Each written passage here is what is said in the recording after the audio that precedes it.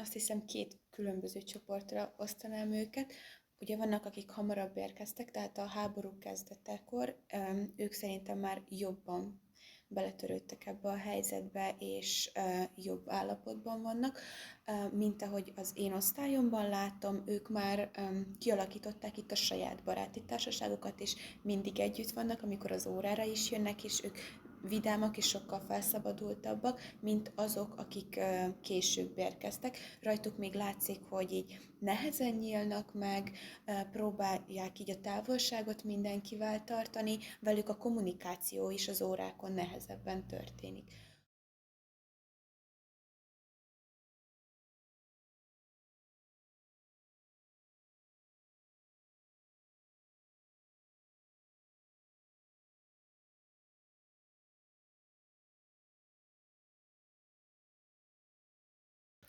Jó reggelt, sziasztok! Sok szeretettel köszöntjük a nézőket a Lemma online beszélgetés sorozatán, melynek címe Ukrajnai gyermekek a magyar közoktatásban.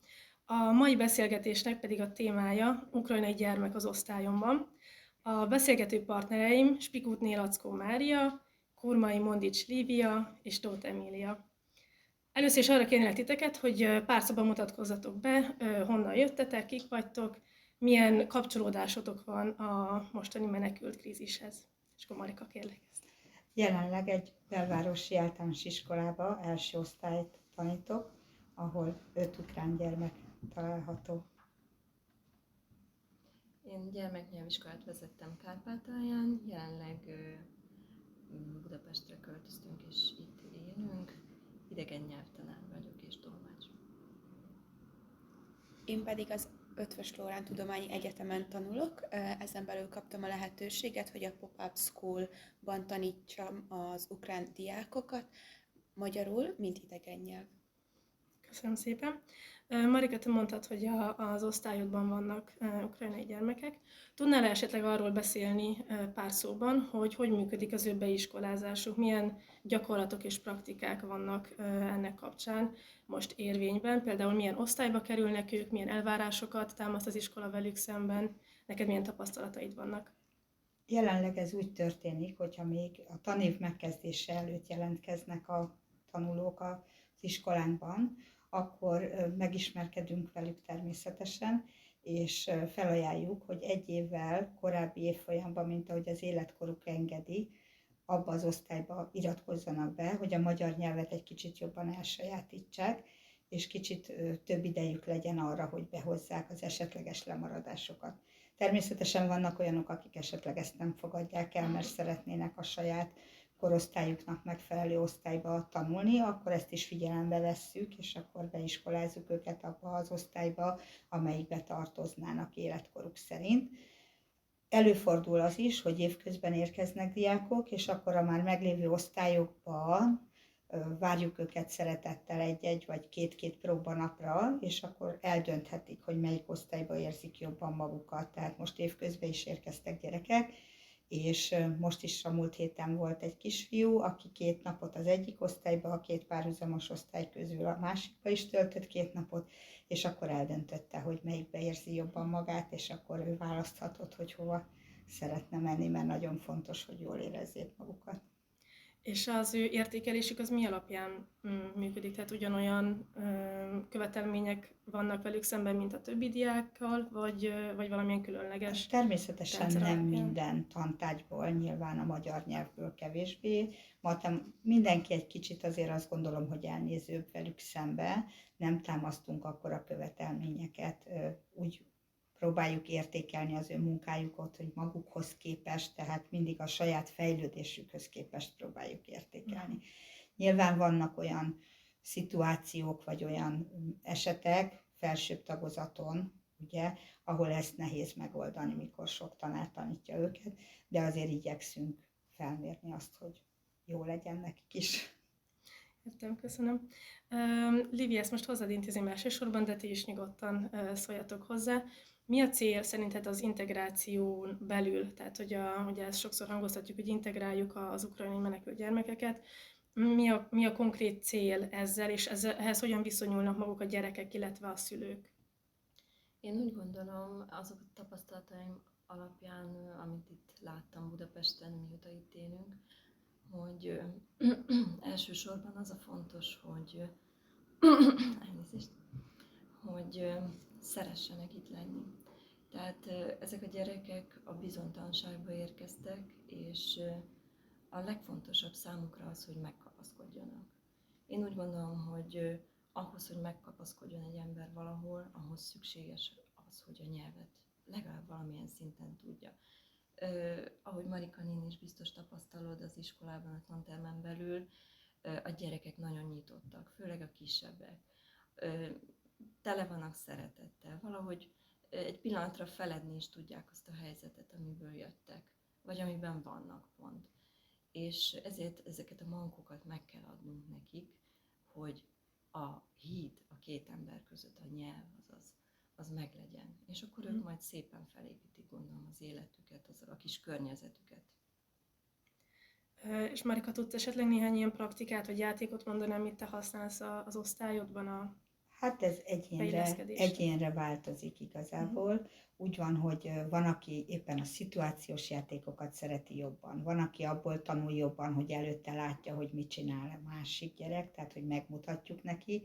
Nagyon sokat mutogatunk igazán, én sajnos nem beszélem a nyelvet, de a gyerekek nagyon segítőkészek, tehát nagyon befogadó osztályon van most is, és az előző is, mert azt gondolom, hogy igyekszünk, hogy befogadjunk mindenkit, és próbálnak mindenképpen segíteni ők is, tehát nagyon sokat mutatnak a többi gyereknek, illetve nagyon sokat használjuk, bár nem vagyok híve, de az okostábla most nagyon sokat segít, hogy látják az okostáblán, ugye, hogy mit kell csinálni, hogyan kell, nem érzik úgy, hogy ki vannak rekesztve, és szépen mondják a szavakat, sokat tanulnak. Én azt gondolom, hogy a szókincsük nagyon nagy része fejlődött ezáltal, hogy sok mindent hallanak, és mivel kicsik, tehát 7-8 évesek, mert most nekem első osztályon van, de ők már 7-8 évesek, akik belettek iskolázva az első osztályba, ők nagyon nyitottak arra, hogy tanuljanak.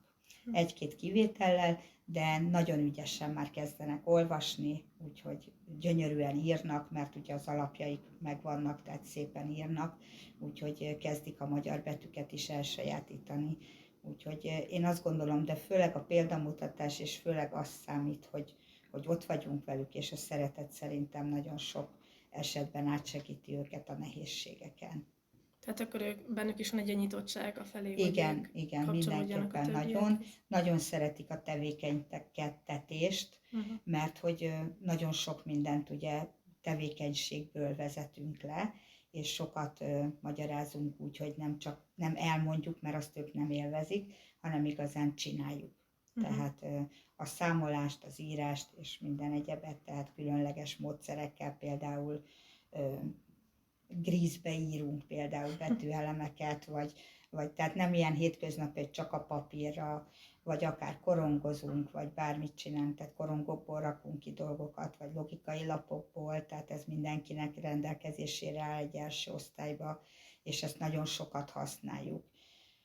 Olyan eszközöket, kártyákat, különböző képeket, amiről ők is tudnak mesélni akár, de nagyon jó az ének, a játék, a dal, az nagyon átsegíti őket ezen a holdponton, mert a dalt sokkal szívesebben gyakorolják, tehát sokkal szívesebben éneklik. Lehet, hogy még nem tudják, hogy éppen mit énekelnek, mert nem mindig tudják, de ugye mivel ők is muzikálisak, ezért, és a tánc is egy nagy eszköz erre, tehát ezt is be szoktuk vetni. És annak kapcsán mit tapasztaltok, hogy a szülők mennyire támogatóak ebben, hogy integrálják a gyermeküket egy magyar iskolában? Mennyire van bennük az, hogy ők inkább hazamennének, vagy amint tudnak, vagy hosszabb távra terveznek? Ezzel kapcsolatban mi a tapasztalatotok? Az én megfigyelésem szerint ők most erre alapoznak, és a saját gyermekeiket is próbálják úgy tanítani, hogy tudjanak szerintem később itt elhelyezkedni, hogy valószínűleg érzik azt, hogy visszamenni már nem biztos, hogy lehetséges lesz előbb vagy utóbb, ezért alapoznak a mára.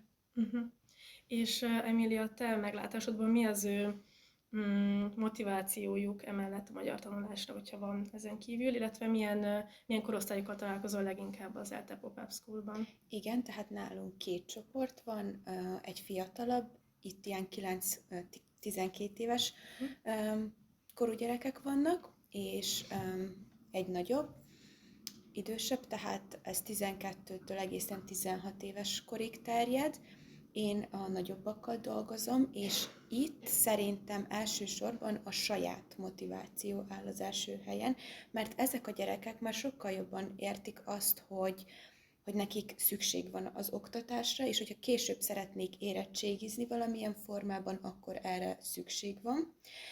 Például nem olyan rég keresett meg az ELTE Treffort Ágoston gyakorló gimnázium igazgatónője, oda is szoktam járni ilyen külön órákra. Például ott úgy alakul az oktatás, hogy az első évben nem kapnak jegyet, de ebben az egy évben egy ilyen B1-es szintre fel kell magukat tornázniuk a magyar nyelvből, és majd a következő évtől kapnak jegyet, és majd ebből adódóan tudnak érettségizni magyarból, mint idegen nyelv. Tehát mi most erre gyakorlunk. És szerintem a második helyen áll az a motiváció, amit így az iskolák kínálnak. Igen, erre gondolok. Ezt hozzátennék egy kicsit a kulturális ízelítéséből. Tehát amit megfigyeltünk Kárpátalján, hogy a szláv népek soha nem adják fel. Valahogy azokban olyan mentalitás van, hogy bármit hoz a holnapi nap, ők a maival élnek és reménykednek. Ebben talán belefűződik egy kicsit az erősebb istenhit, a bizalom, és eleve ez a mentalitás, hogy meg kell küzdenünk, meg kell állnunk a helyünk, bárhol vagyunk. És ezt egy kicsit itt is tapasztaljuk, hogy tehát ne csodálkozunk, amikor látjuk ezeket a menekült embereket nevetgélni, vagy bármi, ez a mentalitásukból ered, hogy ők szeretnek élni, ők szeretik a megoldásokat megtalálni, nem pedig a panaszkodást. És valószínű az állhat emögött, hogy a gyerekeket is erre biztatják. Nyilván a kamaszok egy picit több a probléma, de párhuzamosan többféle tevékenységre járatják, nem csak az iskolába járnak, hanem vagy a sportra beírják, vagy egyéb ilyen megkapaszkodó lehetőségekre. És emellett azt is tapasztaljuk így a kollégákkal, hogy az ukrajnai online oktatásban is részt vesznek, akár egy ukrajnai online zeneiskolában is, tehát itt többfelől terhelik őket. A másik, ami érdekes, hogy számukra nagyon fontos a tudás átadása a gyermekek számára. Tapasztalhatjuk, főleg akik Kijevből érkeztek, hogy elég jól tudnak angolul. Nem kizárt, hogy akár egy magániskolába is jártak, akár ami ilyen közoktatási magániskola, vagy külön órákra, vagy saját tanárai lehettek, privát tanárok. Tehát a tudományra ők nagy hangsúlyt fektetnek, és bármennyire beláthatatlan számukra a helyzet, hogy mit hoz a jövő, ők a mai nappal élnek, és ezért igyekeznek szerintem a gyerekeknek is a jövőt adni a kezükbe. És mindketten ugye foglalkoztok a magyar mint idegen nyelv tanításával. Azt szeretném kérdezni, hogy milyen módszereket, anyagokat használtok ebben, és mi az, ami bevált, mi az, ami esetleg egy közoktatásban dolgozó tanárnak is a hasznára válhat. Én 2 könyvvel dolgozom, ez a Zahra és Zia, és az Új Magyar Iskola című könyv. Ezek ilyen nagyon alapozós könyvek, úgy gondolom, és minden nagyon pontosan, szépen, érthetően leírnak. Rengeteg gyakorlat található a könyvben, amit a diák egyedül is el tud végezni, tehát mi ezekkel dolgozunk, és véleményem szerint nagyon bevált. És ezt szerinted be lehet vinni akár közoktatásba is, hogy ilyen plusz feladatként a diákoknak? Igen, szerintem igen. Nálunk az volt a tapasztalat, amíg a nyelviskolát vezettem Kárpátán, ugye jöttek hozzánk is magyar, mint idegen nyelvtanulók, főleg nyári tanfolyam keretein belül. Ezek a legkisebbek voltak, és nem találtunk számukra megfelelő könyvet. Tehát elsős, másodikos. Ezért saját magunk dolgoztunk ki kétszintű munkafüzetet, ezekből gyakoroltattuk őket, illetve kidolgoztunk szókártyákat, tehát mi ezt hasznosnak találtuk, illetve ahogy említetted Marika néni, a dalok, ezek rendkívül jól megfogták őket, és tehát minden tanárnak, főleg alsósnak azt kell megértenie, hogy ez idegen nyelv, tehát hogy nem taníthatjuk olyan kereteken belül, mint egy anyanyelvet.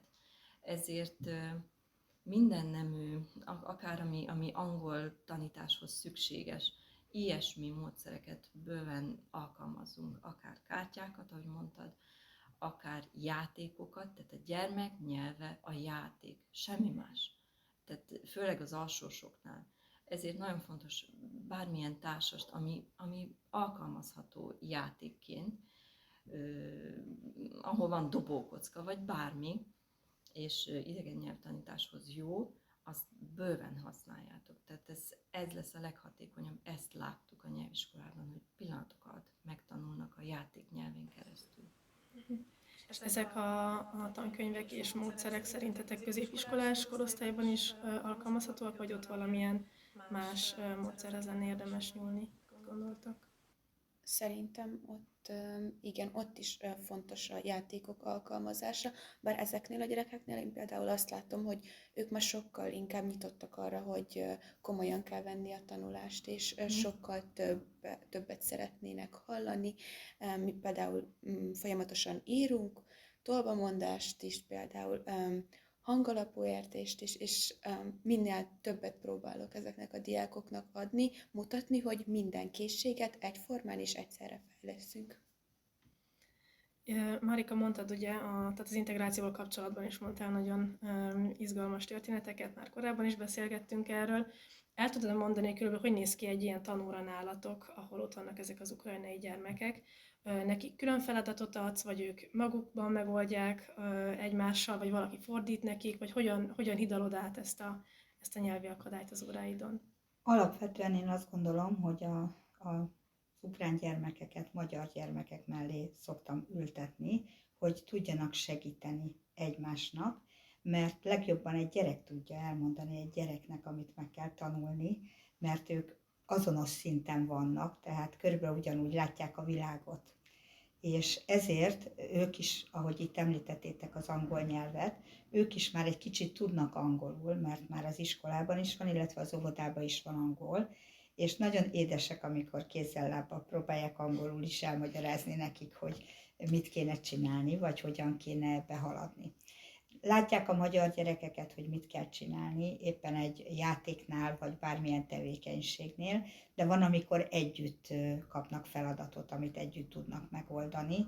Tehát olyankor egy-egy csoportba összeültetem őket, és akkor ők egymagukba, vagy hát úgy nem egymagukba, hanem úgy, hogy oda megyek, és akkor segítek nekik külön, amíg ők az osztály másik része saját feladatot végez, éppen ír, vagy éppen valami olyan tevékenységet, amit egyedül tud végezni, és akkor nekik segítek, mert ők már írásból mondjuk egy magasabb szinten vannak, és olyankor nekik inkább ezeket a szókártyákat használjuk, amit Lilia mondott, és azt gondolom, hogy ezek sokat segítenek, vagy éppen segítenek nekem a táblánál, azért mondom, hogy az számukra egy izgalmas, érdekes dolog, és nagyon élvezik, hogy ők mutathatják meg a többi kisdiáknak, hogy hogyan kell. Úgyhogy egymással versengve próbálják a táblán megoldani a feladatokat, és ott nekik jobban tudok segíteni, és elfogadja az osztály is, hogy ők ezt tehát hogy inkább őket részesítjük előnyben, hogy ők jobban elsajátítsák a magyar nyelvet,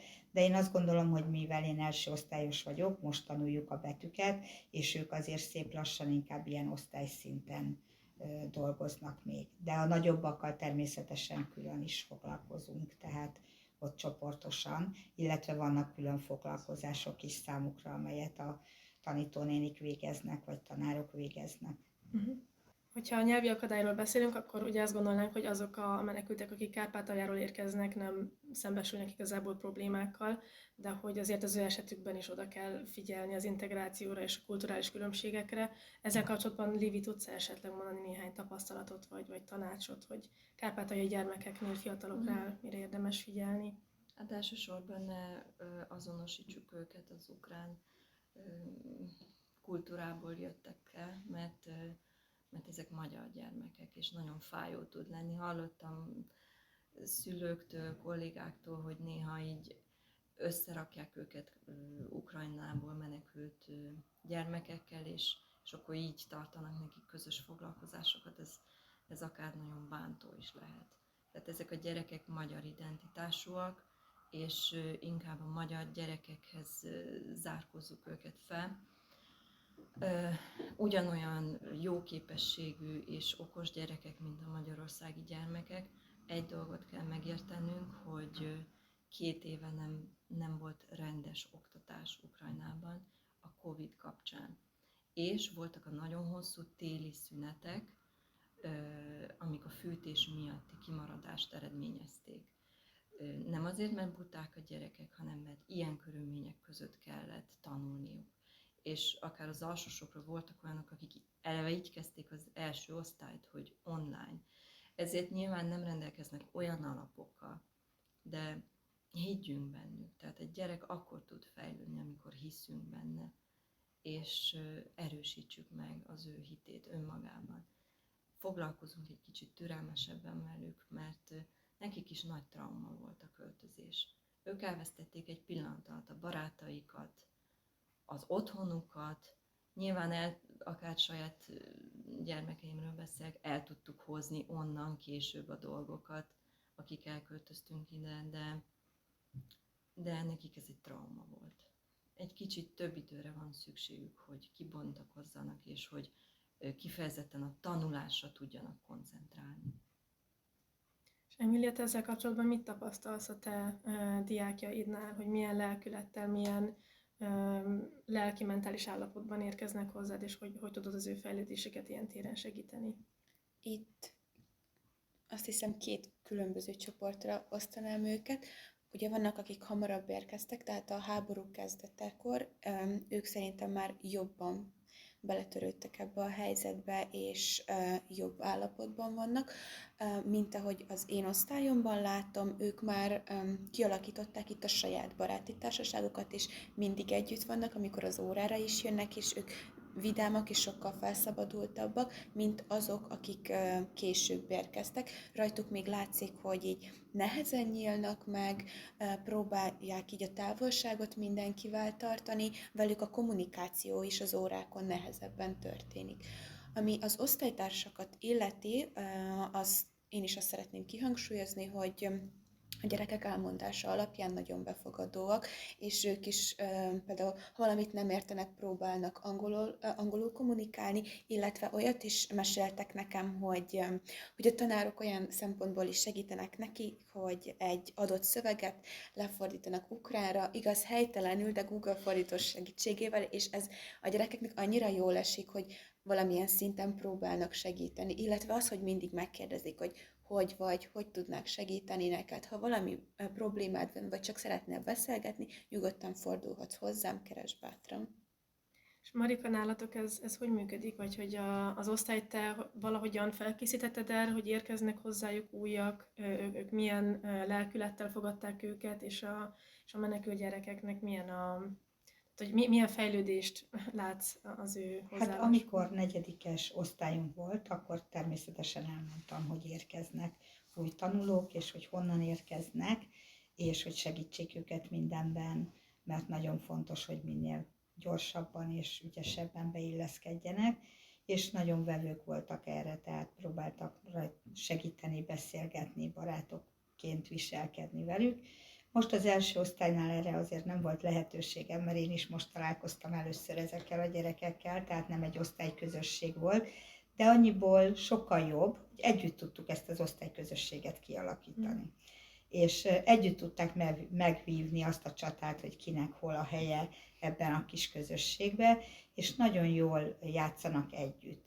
Sokan vannak, tehát hogy effektíve ugye mivel 5 kisgyerek van az osztályomban, ezért ők összetartanak, nagyon sokat beszélgetnek, még úgy is, hogy az egyik terem egyik végéből a másikba éppen óra közben, vagy csak éppen van valami mondani valójuk, és ezt hagyjuk is, hogy az elején ugye szabadon és nyugodtan elmondhassák éppen a gondolataikat, mert én sajnos nem értem, hogy éppen mit beszélnek, de próbálkozom azzal, hogy megértsem őket egy szótár segítségével, amit Lívia állított össze, és nagyon jó ez nekünk, hogy ha valamit meg akarok én is kérdezni, akkor ott van a segítség, és akkor tudok velük beszélni, illetve hát a telefon az sokat segít.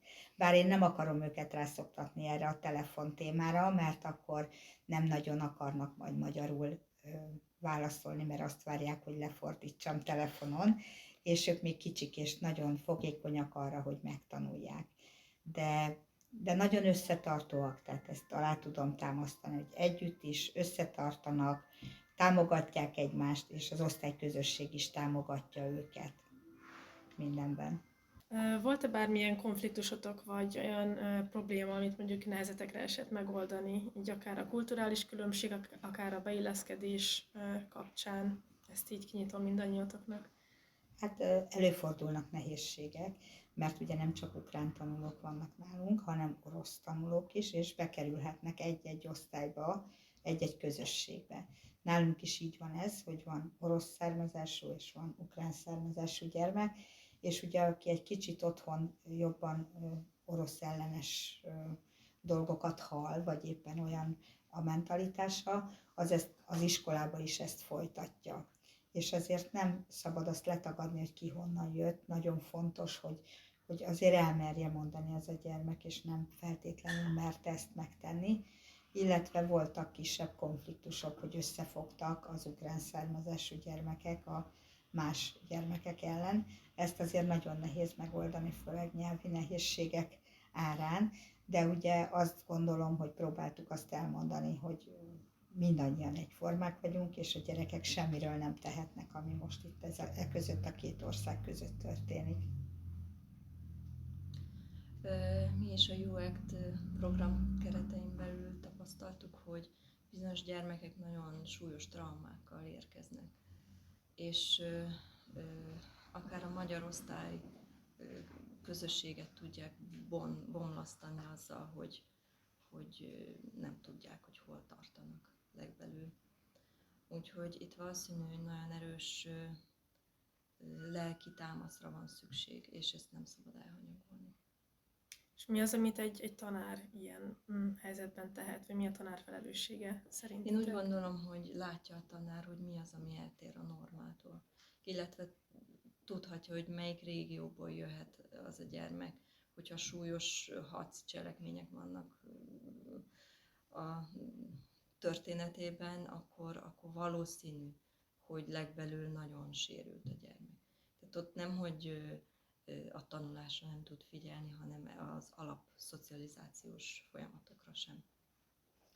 Volt ilyen tanítványom sajnos, hogy pont az osztállyal ellentétben működött, tehát amikor az osztály játszott, ő leült, mert félt a tömegtől, vagy amikor például az osztály tanult, úgymond, vagy leült tanulni, ő akkor kezdett játszani, mert úgy érezte magát biztonságban, hogy egymagában van, és akkor játszhat. És nem tudott, ő például nem tudott beilleszkedni, még egy kicsit iskolaéretlen volt, és tovább is mentek, tehát elmentek Magyarországról. Őnáluk ez úgy volt, hogy az anyuka ukrán volt, az apuka orosz. Ha az ukrán gyerekek ukránul szóltak hozzá, akkor oroszul válaszolt, ha az orosz gyermekem szólt hozzá, akkor meg ukránul direkt, tehát ilyen érdekes, hogy véletlenül se kelljen neki úgy válaszolni, vagy úgy kommunikálni, tehát ő egy nagyon érdekes eset volt ilyen szempontból. Kíváncsi lettem volna, hogy hova fejlődik a történet, mert sajnos csak 1 hónapot töltött a mi osztályunkba, aztán tovább álltak, de azt gondolom, hogy mindenképp érdekes lett volna látni, hogy hogyan szocializálódik.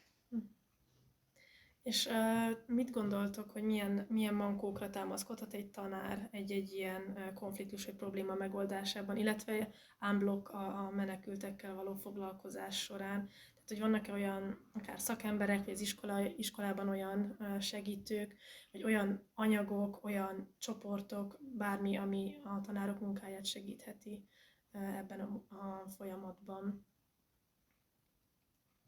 Minket segítenek például a behozott csoportok, a cserkészek például, de erről Lídia tud jobban beszélni nekünk. Igen, a UACT program keretein belül én is segítem a projektet, amikor tudom. A cserkészek nagyon sokat segítenek, támaszt nyújtanak, hát főleg a budapesti iskoláknak, a UNICEF-fel együtt. Illetve én úgy gondolom, hogy kicsit egyedül érezhetik magukat a tanárok néha, hogy hát most ez milyen probléma, milyen nehézség lett, hogy egy vagy több ilyen gyerek csöppent az osztályomba. Annyira sokat számít a szeretete, a szaktudása, amit ilyenkor bevet a tanár, hogy én úgy gondolom, hogy az élet maga meg fogja hálálni. Tehát az összes erőfeszítést, amit ezeknek a gyerekeknek az irányába tesznek. Gondolom, hogy rengeteg ilyen fórum van, ezt láthatjuk a Facebookon is, illetve most már egyre több ilyen segédanyag van, ezeket bátran használja, illetve ami csak ilyen idegen nyelv oktatásával kapcsolatos. Nyugodtan nézze meg akár a nem angol vagy német szakos tanár az ilyen praktikákat, meg gyakorlatokat, amiket lehet idegen nyelv alkalmazásánál bevetni. Jó, köszönöm, és akkor még egy olyan kérdésem lenne mindannyiatok számára, hogy szerintetek milyen tanulságai vannak most ennek a mostani helyzetnek, vagy milyen tanulságai lesznek hosszú távon, akár így személyesen a ti számotokra, akár egy-egy iskolának, akár az egész oktatási rendszernek. Marika. Mindannyian többek leszünk tőle, azt gondolom, mert én is sokat tanulok ezektől a gyerekektől, és hogyha a magam szemszögéből nézem, hogy engem ledobnának egy idegen országba, hogy kéne viselkednem, akkor ez nagyon nehéz lenne. Tehát mindig erre kell gondolni, és csak kitartást tudok javasolni mindenkinek, hogy tartson ki, mert előbb-utóbb biztos, hogy siker koronázza azt, hogy szeretettel, meg egyáltalán odafigyeléssel vagyunk ezek iránt, a gyerekek iránt. Meg eléggé változó időket élünk. Egy kicsit tanuljunk az ők mentalitásukból, hogy nincs olyan, hogy sehogy sincs, tehát valahogy lennie kell, és meg kell kapaszkodni mindenbe. Úgy gondolom, hogy ezek a változó helyzetek bennünket is tanítanak arra, hogy nem olyan nagyon stabil minden, ezért meg kell találni megoldási sémákat. Szerintem is a közeljövőben minden tanár ezzel egy pluszt szerez magának, illetve azok az iskolák is, akik segítenek, ők is a közeljövőben valószínűleg sokkal felkészültebbek lesznek, bármilyen szempontot nézünk. És akkor még egy ilyen utolsó kör szeretnék kérni tőletek. Marika már mondta, hogy mit üzen a tanár kollégáknak.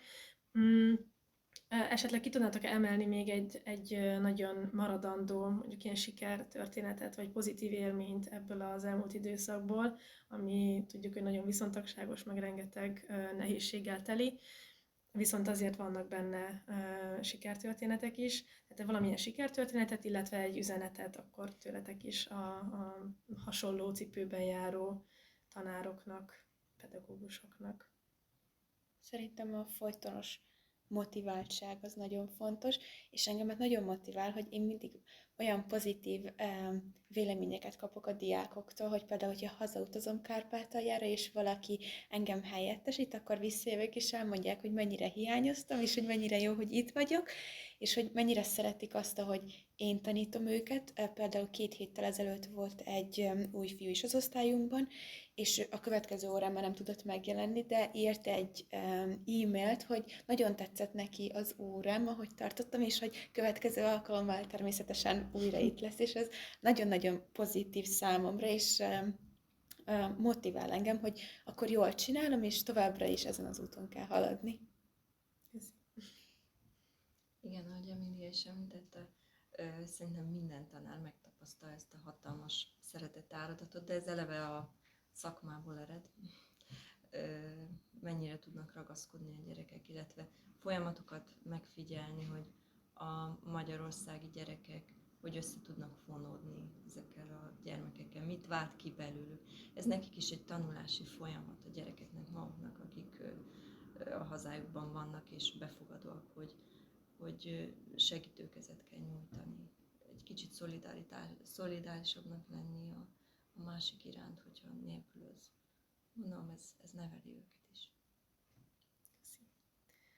És Marika, neked van esetleg egy ilyen pozitív gondolat még? Hát én most annak örülök a legjobban, hogy most mint első osztályban elkezdtek ezek a diákok magyarul olvasni, és nagyon sok magyar szót, és nagyon sok magyar éneket, verset megtanultak, mondókát, és mindegy, hogy hol vagyunk, de eszükbe jut, és ezt mondogatják, és ez olyan jó érzés, hogy ezt úgy mondják, és megtanulták. Jó, hát nagyon szépen köszönöm a mai beszélgetést, sok sikert és erőt kívánok nektek a további munkához, és remélem, hogy a többi tanárnak, aki hasonló cipőben jár, szintén segítség volt a ti tapasztalatmegosztásotok. Úgyhogy köszönjük szépen! Köszönjük.